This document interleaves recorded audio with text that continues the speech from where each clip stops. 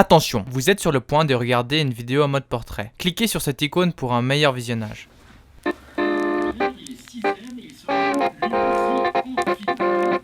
Et oui, c'est le retour des Jeux Olympiques, 4 ans après cette Sochi. Et à cette occasion, je me suis dit pourquoi est-ce qu'on ferait pas une petite vidéo pour vous raconter 10 anecdotes suisses aux Jeux Olympiques. Oh, attendez, on va pas le faire ici dans mon bureau devant l'ordinateur et tout. Ah non, on va aller dans un endroit un peu particulier. On est à Lausanne, vous savez peut-être ce qu'il y a à Lausanne, on va aller au musée olympique. Attention, vous venez, petit tour de magie, 3, 2, 1, Ouf, voilà, on est arrivé. On va commencer avec la première anecdote.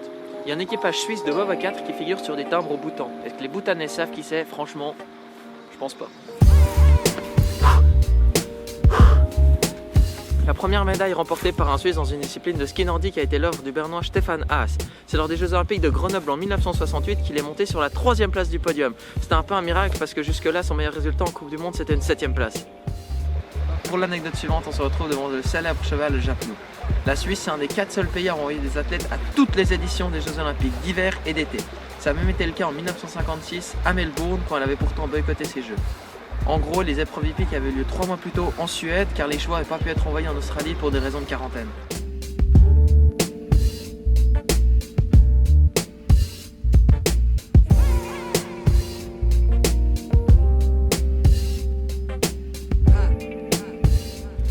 Vous connaissez sans doute Dominique Guizine, la championne olympique ex aequo avec Tina Mazet en 2014 à Sochi.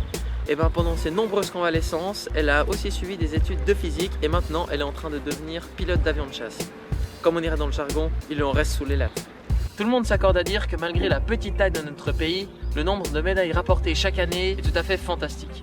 Mais ça n'a pas toujours été le cas et en 1964, lors de l'édition de Innsbruck, aucune médaille n'a été rapportée par la délégation suisse. Ça a même été le cas dans la discipline de bob où normalement les Suisses remportent au moins une médaille lors de chaque édition, cette année-là, 0. Maintenant on va parler de Roger Federer. J'ai pas besoin de vous expliquer qui c'est, vous voyez très bien. Eh ben, il n'a pas remporté tout ce qui était gagnable dans le monde du tennis. En effet, il n'a jamais gagné l'or olympique en individuel. Alors oui, il l'a gagné en double avec Stan Wawrinka en 2008 à Pékin, mais jamais en individuel. Il a perdu la seule finale à laquelle il a participé en 2012 face à Andy Murray.